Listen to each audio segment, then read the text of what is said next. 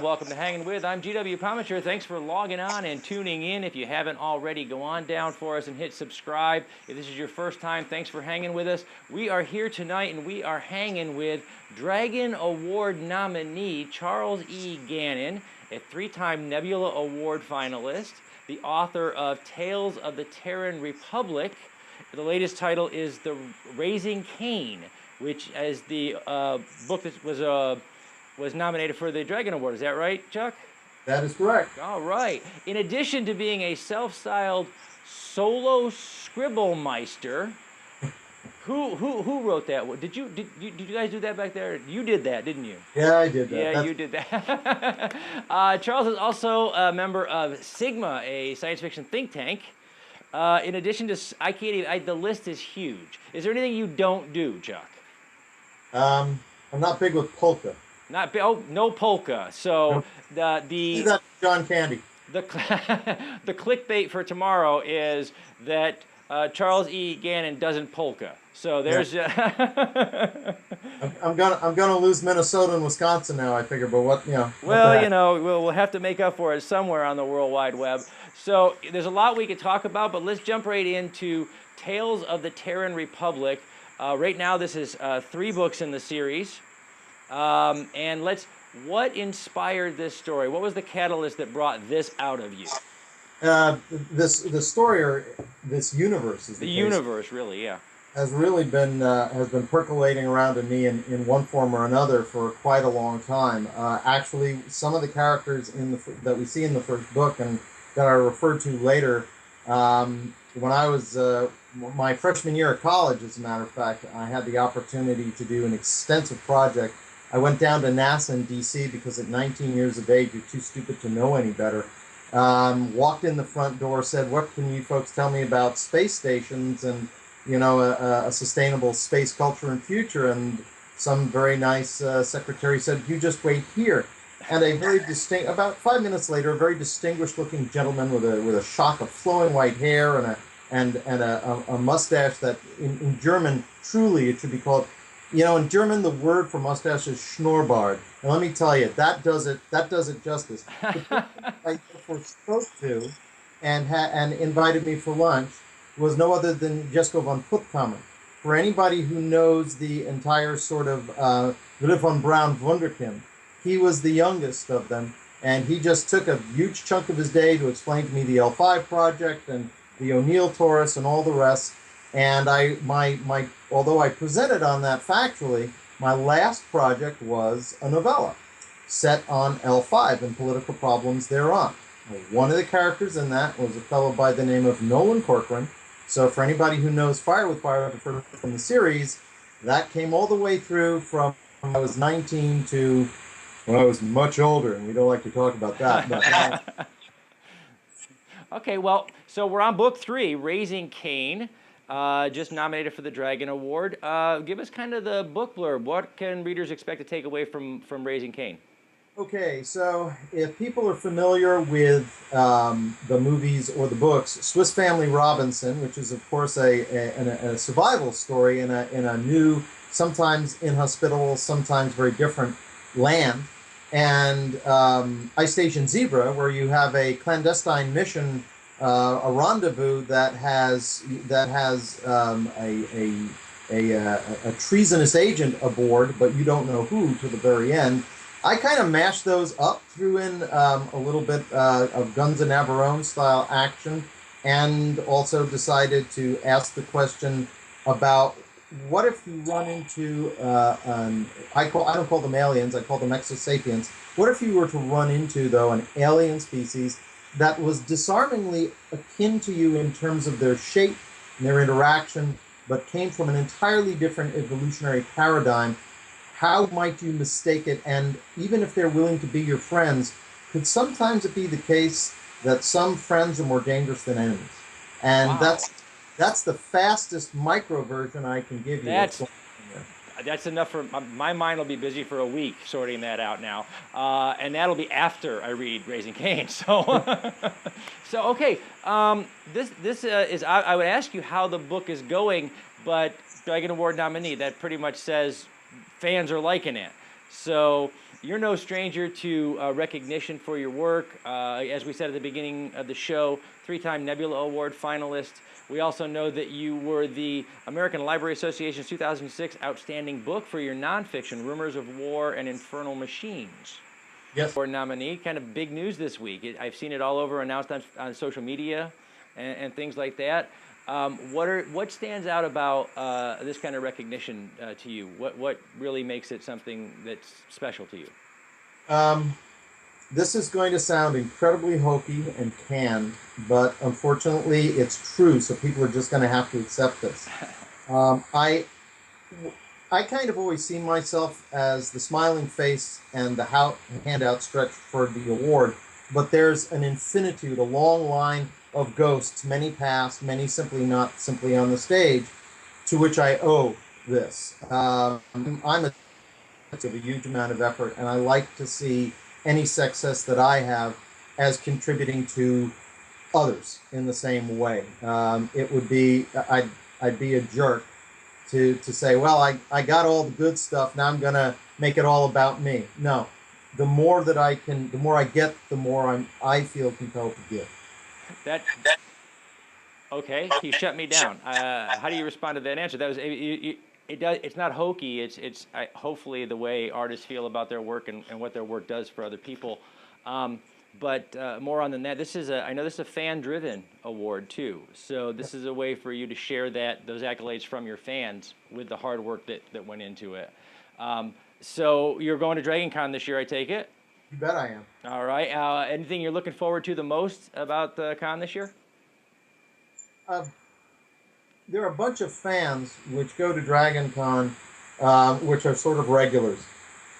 And they have been interested in this series from pretty much the get-go.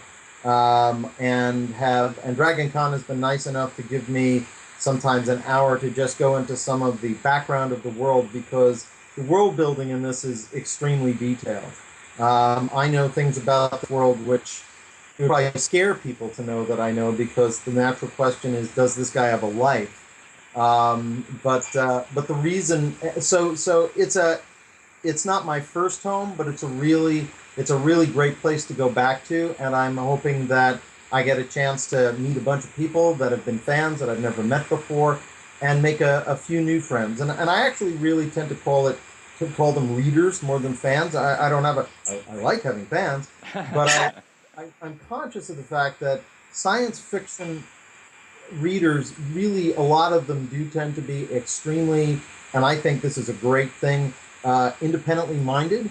They are not a herd mentality group, and I'm just honored that they keep coming back and deciding to read my books and come along for a ride that I try to make feel filled with big ideas, but also it has the immediacy of a technical. Yeah. Wow. We talked a little bit about building a world earlier, and I know you've been asked 1,000 times, and we've seen some of those interviews, and our viewers are going to see some clips from those interviews here during the show tonight. But we also wanted to kind of encapsulate it for the World Wide Web, and so I tried to build a question. You have called your writing style immersive futurism. Mm-hmm. And I wanted to know, in your opinion, what is the most important element of immersing your fans and building a universe that they can feel immersed in some of these alternative futures that you create?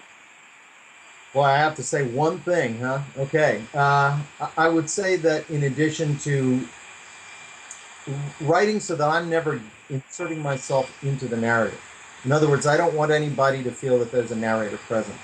You know, Tolkien will do these things, and so for 2 days they walk. No, who's doing that? Who's saying that? You know, God jumping in and say they went for 2 days. No, that's not how it works. So I'm never trying to put myself in the narrative, and I go to some pretty extraordinary lengths to do that. The other thing is I have to believe it. that's one of the reasons I do the detailed world building, because, and this gets into readers again, who are, I think readers are, they always, let's put it like this: they surprise you so often that I've ceased to be surprised by them. In that, they, if you don't believe what you're saying, if you're cutting a corner, if you're taking a cheap shortcut with a character, if you don't know the science behind what you're saying and you're not certain of it, or if you're inconsistent, my gosh, like bloodhounds, they will find that under the carpet and drag it to you and say, look, you didn't do this correctly. So part of the immersivity, which I think is what good games do as well, because I work in games as well, is you have to have it so believable in all its particulars. It has to be so consistent unto itself that when the person is reading it, they, if you will, when they put the book down, it's like they're waking up back into this world. They were so much present in that world. I like that because so you're no stranger to the convention circuit. You said there's some regulars that like to meet you there and see you, some regular readers. So we have just started on this journey into conventions and conferences and making the rounds, and we have noticed that it is an amazing place to see just about anything. And so we're asking some of our creators, what's the most unusual or unique experience you've had on the convention circuit?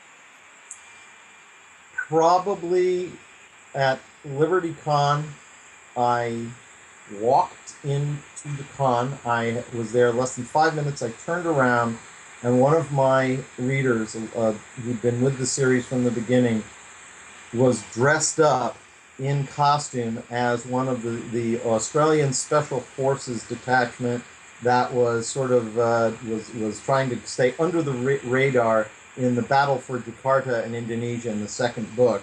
And it was, and he just stood there smiling. I didn't even realize what was going on at first, and then it was sort of, oh my God, Wow. something out of the pages of my book at me. That is amazing. How cool is that, just to turn around and see your character fleshed out for you by a reader? That is so cool. So you are a literature professor, if I read that correctly. Was. Right, haven't been in the classroom since 2007. Okay, and I know you've been asked, I saw other interviews, you've been asked a lot about how a literature professor becomes a science fiction author, and I love your answer. You're a science fiction fan who became a literature professor. Right, exactly. But on the topic of literature, I really wanted to get a question that would get you talking, because before I met you, I didn't know how this would go. So I want to know, as science fiction and fantasy become more mainstream, more pop culture, more accepted forms of reading, are we creating sort of, especially, I just read an article recently that said Oxford has introduced a literature course which is television and cinema as literature, a modern literature course. Are we approaching a place where science fiction and fantasy is becoming sort of millennial literature, where right now you and I can sit and on one hand go Jules Verne and Isaac Asimov, and we can name them as figures in literature go. Is it becoming where we are becoming literature, where science fiction and fantasy is becoming the millennial literature? Yes and no. Okay. And the yes is pretty obvious. The yes is certainly in the symbols, and in since I have to put my professor hat on, I have to say, for any academics listening out there, that when I use the word meme, I mean it in the common sort of vernacular of the moment, rather than its original Chomskyan definition. But I think the meme, the symbol of science fiction, and I'll even go more broadly than that, alterity, that things can be different than they are, and that's a worthwhile thing to look at.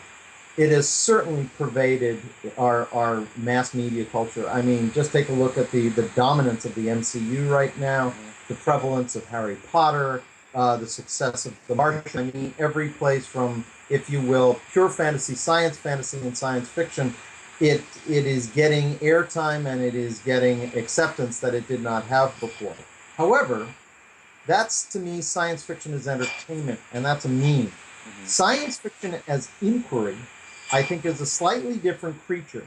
And what I mean by that is, for instance, you have people who go around saying, where's my flying car? I've been promised that by science fiction for 50 years. Well, actually, you were promised it occasionally by the science fiction of inquiry. Who really promised it to you were the Jetsons and Star Wars and all these other things which adopt, if you will, the trappings of science fiction, and they use them to tell a wonderful, exciting tale, but the tale is usually not much about inquiry. I mean, if you look at Star Wars and you turn the lightsabers into steel and you turn the plastic armor into plate, you have gone back into essentially a sort of Arthurian mythos. Yeah, well, if nothing else, some science fiction is not much broader than a simple hero's journey, while other science fiction, both pop culture and particularly in written word, is really about that spirit of inquiry. It's the what if. It is, and how much do we change when you add a what if? How much of the human condition changes? Right. I think that we can say one thing about the if the even so although that sounds like it might be a little bit, I don't mean it as a denigration of science fictional memes or symbols, because the bottom line is I think that we spend a long time, I know me growing up, I spent a long time science fiction was a guilty pleasure. People hid it if they were writing it behind their newspaper on trains. I can't remember the name of the English author who made a running gag out of that. But I think what it says is that we're able to shift to the future, to other worlds, as a really useful place to ask questions about our own without getting bogged down in the particulars of our day and age. It is, for instance, if you try to tell a story, if for instance, you're making critique, even vague, even oblique, about modern power politics in something like the Jason Bourne series, it automatically triggers all of our sense of what's going on in the news and what does that mean and what sort of policies got us into what sort of situation. Science fiction and fantasy allows you to back off, ask many of the same sorts of fundamental questions, but you get out of the weeds. Yeah, well, it's much easier. Well, we'll get away from the deeper stuff here for a minute, and we want the readers to get to know you a little bit. We know that your exposure to literature came from a young age. Your dad read Moby Dick to you. Is that correct? Boy, you guys have done some research. I don't think I've ever said that more than once or twice. It was an illustrated version, the highlights, I guess you could say. The highlights. Oh, now you're a dad, so what did or do you read to your children? That's a good question. It's changed. My oldest is 19. My youngest is 9. My oldest, I think the thing that they probably would remember the most are some of the Narnia books and The Hobbit. Science fiction, I find, is a little, by the time they were ready for most science fiction, they were, okay, Dad, I got this. I can read. Thank you very much. And a lot of the Star Wars sort of serializations that took place for, I guess, they're sort of early YAs. They're a lot of them. There was a long series written that extends the arc of what happens from the time that Anakin is taken in as Obi-Wan's Padawan through to, well, we know how that all works out. And so they pick those up and gobble those up, and they continue reading them to this day. So and very, very broadly, they are Catholic readers with a small c. All right, fantastic. Well, speaking of readers, writers or readers, what's on your nightstand right now? What's on my nightstand are sleeping tablets to make sure I get a suck at night. What I'm doing right now, what I'm reading right now, gosh, I'm in between things simply because, well, as the writers out there know, the more you write, the less you read. It's a sad thing, but a true thing. And I am right now just putting the final touches on book 4, Kane's Mutiny, and I know what the next project is right after that. So I've got a little bit of a cascade that I'm keeping up with right now. But I'm trying to think. The last thing that made an impression on me was a really sort of synoptic history of China, going all the way back to if you will, prehistory, because it seemed to me that that has always been a good idea, but I only got my Chinese history in bits and chunks, and I think in order to understand some of the things going on in the world today, having a more complete, even if only sort of synoptic view of it might be useful. So I went and I did that, and that actually then doubles back into my fiction because China is a very major part in the future that I portray. So Okay, well, they like to have a little fun with me. So the next set of 2 or 3 questions, I don't know what they are. These are just get inside your head personality thing. These are things they grabbed from Facebook and Twitter, what the World Wide Web wants to know. So I'm just going to look up, really, right off the bat. Okay, all right. What song are you singing in the shower, man? See, I don't know what these are. I'll show you how boring I am. The song I sing in the shower, the closest thing to it is when I reach out of the shower to get my phone, which is always there, and it has an app on it called Tape a Talk, and it runs for as long as you go, as long as you want to talk. Because for whatever damn reason, in the shower is usually, if I have a sticky plot issue, that's where it gets resolved, and I have just enough ADD that I know I'll lose it if I wait to get out of the shower. All right. Hey, that's World Wide Web. If you want to know what Charles E. Gannon does in the shower, you got to read the next book because that's where it came from. Wow, that's truly a loaded statement, I must say. Okay. All right. Well, they I wish I could say they got better from there, but have you ever? Okay, these are the we're showing our age now. Have you ever danced in the rain or played in puddles as an adult? With my kids, absolutely. With your kids, outstanding. Yeah, all dads have to raise their hand yes to that one. Yeah, of course. I mean, if you're doing your job right, you know. And danced in the rain. Sure, I did that in college. Okay, Absolutely. that counts. We'll count that. We'll count Yeah. that. So, all right. So, 2 things that are on Charles Gannon's bucket list. 2 things that you haven't done yet, but you want to make sure you do. Wow. It's an odd question because I really,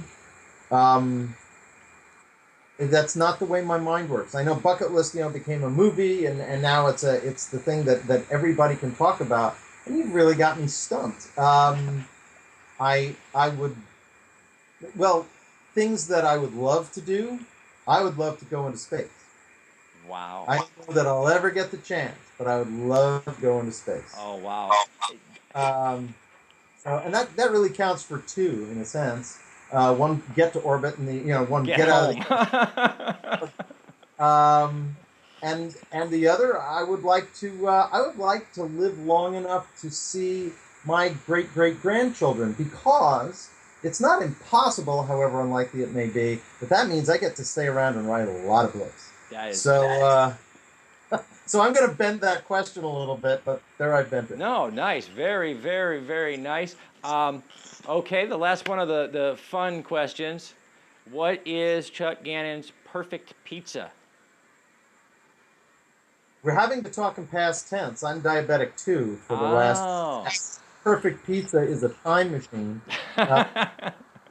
And my perfect pizza really is lots of sauce, lots of cheese, some mushrooms, and don't get in my way. And don't get in. Just stay out of the way. Clear it off. That's right. I'm working here. Here in the house, anything with shrimp on it goes. I get pushed out of the way, moved out of the way. There's like a tackling going on. All right. Well, Charles, I'll tell you what.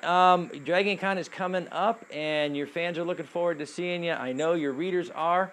And you did make mention to the next in the series coming soon, and that is coming out 2017. Is that right? It is February 2017, and it's a lot of things change in it.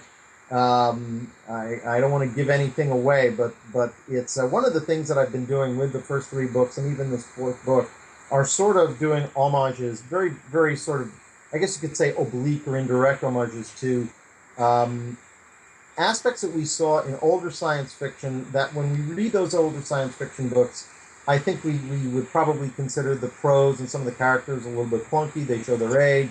They clearly don't speak to this cultural moment. So I try to essentially revisit some of the same tropes, but with that fresh lens. And this one is a little bit one of a book I really love, and you don't hear a lot of people who know it anymore, is Gordon R. Dickson's The Tactics of Mistake. And so that was kind of, if you will, that was my notional soundtrack playing in my hindbrain while a lot of this was being written. Wow, fantastic. We can look for that in, you said February. February 2017. You can find it earlier, probably through eARC, which essentially is Baen releases electronic versions, also print versions, which are essentially uncorrected proofs. And there are fans out there who just grab those like nobody's business. So so you might be able to find it 2 months earlier or something like that. While I'm on the issue of Tactics of Mistake, I am hearkening all the way back to the early part of our conversation where I was talking about, I guess you could say, paying it forward, and the more you get, the more you should give. One of the things that's really important in my readers, a lot of my readers, is very important to me, are veterans. And one of the things I guess I'm very, very humbly glad for is that I'm not a person who served. My family did in World War II, and then cousins in Vietnam. My oldest son is right now, he's just starting PT at ROTC right now. Not this very second, but very soon. Could be this very second with those guys. Yeah, anything is possible. But at any rate, the thing that a lot of veterans have said is that they're surprised that I haven't been there because it rings true to them. And what I guess I would like to say is I want to owe and give a double bow of appreciation to our men and women in uniform, both for what they do and they sacrifice, and also for the generosity with which they have shared their experiences and their stories with me. When I was 4 or 5 years old, I was listening. On behalf of that community, thank you for doing us justice in your work, and thank you for appreciating that we appreciate you. And the thing that I guess that when I say citizen soldier, the thing We appreciate it when a writer gets it right, and you should hear them at the Legion if they get it wrong. So yeah. So thank you very much, Charles. We have to wrap it up. We could talk all night long.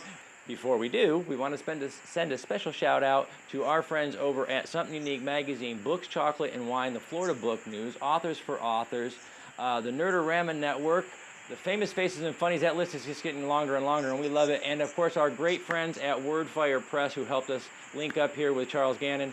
And we are so grateful for that opportunity to talk to you. We've been hanging with Charles E. Gannon, the author responsible for, among other and sundry, Tales of the Terran Republic, most recently Raising Cain, the 3-time Nebula Award finalist, and one of this year's 2016 Dragon Award nominees. Charles, thanks for hanging with us, man. We really appreciate it. Thanks very much. And you might want to let your viewers know that voting for the Dragon is coming to an end very quickly. And whether or not it's for me or whoever, it's a really great award. Support the award. Get out. Vote your favorites. Yeah, absolutely. We got our ballot. We submitted our ballot just the other day, and there are so many great categories on there. If you're a science fiction fantasy fan, reader, viewer, watcher, or stalker, get your ballot and fill it out and vote for your favorites. The link for that will be down in the description of this video. Everybody, I'm GW Pomacher. We've been hanging with Charles E. Gannon. Remember, subscribe, log on, tune in, and see who we're hanging with next.